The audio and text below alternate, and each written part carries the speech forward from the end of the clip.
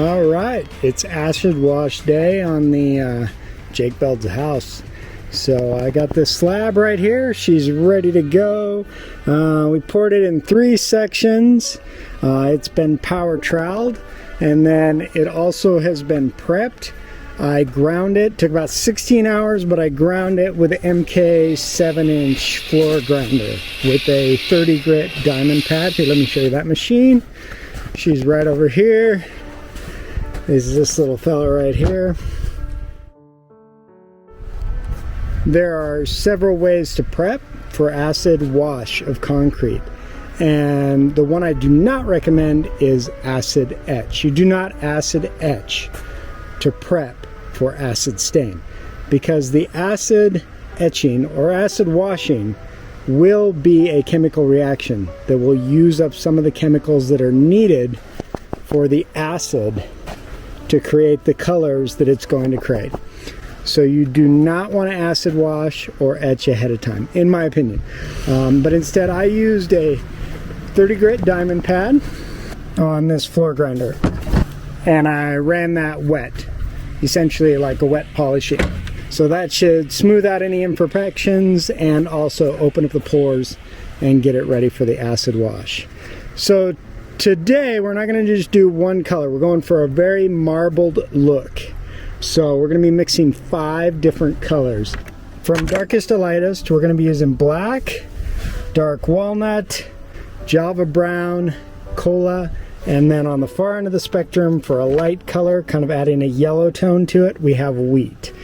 But this should be more of a darker wood tone kind of thing. So, using multiple colors. There's several techniques for multiple colors.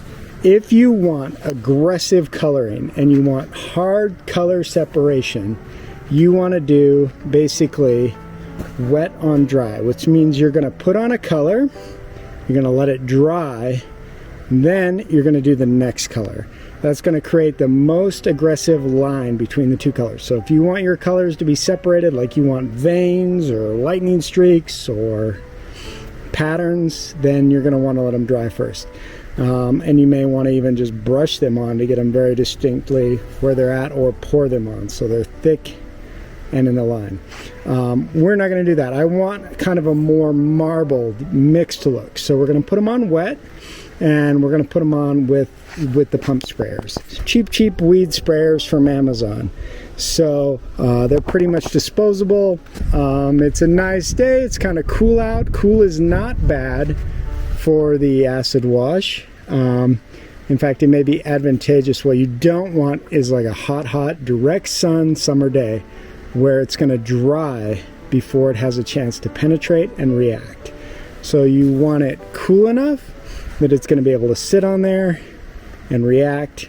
And we're going to let this one sit basically for 24 hours overnight, and then we're going to wash it, or we might not, because it's scheduled to rain for the next like 3 days, so we might just let nature wash it. But we'll see about that when we get there. So here it goes. A multicolored slab stain. On this color job, we're going to put on the dark colors first. Now, if you are doing something where you want your light colors to show up, then they need to go on first, because they will be overpowered by the dark colors. So if you want like the light wheat and the dark Java brown together, and you want the light color to like just be able to pop against the dark color, you need to do the light color first, do more of it and less of the dark color. The dark color will overpower the light color and basically take over it.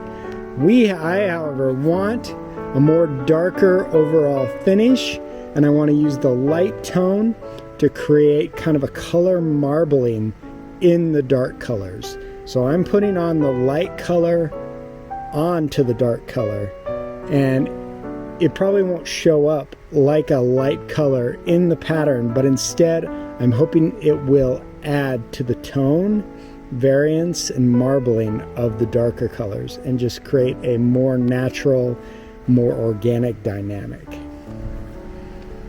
These pipes sticking up in the kitchen are for the island, for the kitchen island. You don't see any drain pipes sticking up out of the floor, because when I form a slab where there's going to be drains, what I do, instead of having a drain pipe come all the way up, I have the drain pipe sit flat with the floor, and then I put a coupler in at the height of the grade. So there's a coupler right at the height of the concrete, so when the plumbing needs to be continued upward, it'll just get glued into the coupler that's in the floor. So until then, we don't have to worry about a pipe sticking up during framing that's going to get broken off by equipment, in the way of the power trowel, in the way of the concrete chute, in the way of scaffolding, whatever. It's not in the way. It's down in the floor. It's protected. It actually has a board set in the concrete around it. So it's nice and safe in there. And then when we need it, we'll just cut the tape away and glue the next section of PVC into it.